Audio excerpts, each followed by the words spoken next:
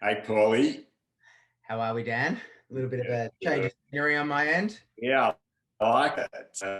Love the that you've got behind you. Maybe some records there as well. No, I wish I was as cool as that. No, these are a collection of Where Is Spot books and ranged anywhere from 6 months to 8 years. My mother has gotten a little bit trigger happy when it comes to being able to deliver on educational resources for her grandchildren. So this is her really full-on library for her grandkids. She's doing a great job.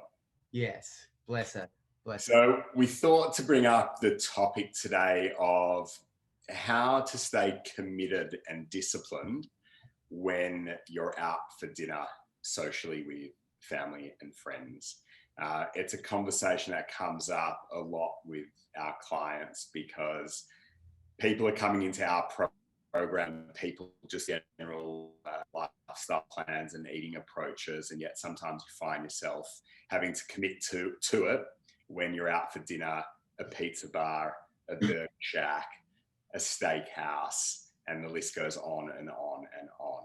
And it's how to remain stable and clear and disciplined, even when everyone around you is kind of subtly or maybe overtly critiquing your food choices and maybe your rigidity, but how to stay strong and how to stay clear and pure to your intention. And so both Paul and I have these experiences regularly, and I'm sure lots of you are also experiencing it from time to time. So, Paulie, any experiences you wanted to share about that and how you kind of support yourself and stay on point? Jeepers, where do I begin?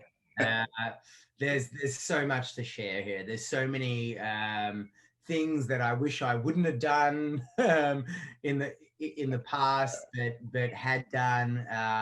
But there's so much that I feel that you can offer to a situation like this. And the one thing is in my mind is being able to plan out your week and know and understand when your treat meals are. So if you've got a meal, if you let's say you've been really disciplined over the last 10 days or thereabouts, and you've got a meal at a pizza place that is coming up, and you and all your friends want to go out and have a pizza and smash a pizza. That sounds great because you're going to be in a social environment, and you know that this is the time for you to be able to really, really enjoy your time with your friends, uninhibited by any scenario. Have a beer, have a glass of wine, whatever it might be. But it's knowing with the knowledge that you'll be back on that discipline train the next day. And that's the key. It's not, going out, having a bender, smashing, a calzone, a Nutella pizza, and then, going out for a blinder until 3 a.m. Because you'll be pretty down on yourself the next day, and then you have that thoughts about like feeding itself in a negative cycle, and that's really a difficult thing. That's where planning kind of comes in, giving yourself that leeway, giving yourself that option to be able to say, this is my treat meal, this is the time for me to be able to nourish myself in a social existence, and really enjoy myself, and then get back to it. So having said that, if that is not your time to have your treat meal, there's a couple of other kind of techniques that I've used in the past that really, really helps me. And that is to have a small meal before I go out with my friends. Like, let's say if I wanted to, kind of go out, I might have like a protein rich meal before I go out with my friends, and I might minimize the damage. I might, instead of having, like a full pizza to myself, I might share a pizza with somebody, or have like a really small portion of a pizza, and then have a salad or something like that. And then there's obviously just the option of you being steadfast in your plan, and saying, no, this doesn't fall within my philosophy of my nutrition plan throughout this period of my life. And you'll come up against commentary for that. You'll come up against judgment for that.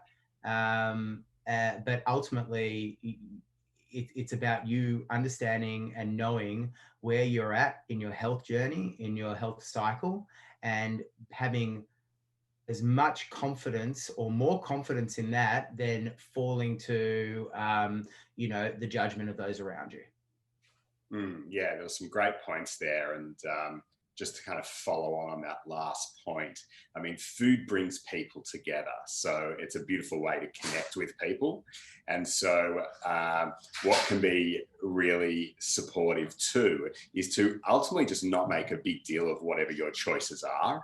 Like sometimes the deal that is made publicly, that's why people want to have a go at you or bring it up. But if you're able to just keep it simple, keep it cool, keep it relaxed, and just go with the flow and not make a big deal of it, then no one else is making a big deal of it. Yeah. So that's a kind of skillful means to bring into the situation of just keeping it cool, making choices as they come, and just continuing along. And it's like no one making a big deal of it. It's usually a lot what's going on internally in one's kind of mind flow of a situation. But in reality, is it actually happening? I guess that's something to check out for yourself. But that's also just an easy approach, is just to keep it to yourself and make choices, one meal at a time, and just make decisions based on that and keep it that simple.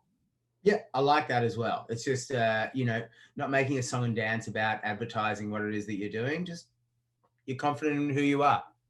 Love it. Well, these are some great takeaways to apply next time you're in a social gathering. So good luck, and let us know how you go. The actual takeaway I'd love you guys to identify is which one of these techniques are you going to apply to your next social gathering? Can't wait to hear about it. Thanks, Paulie. Thanks, guys.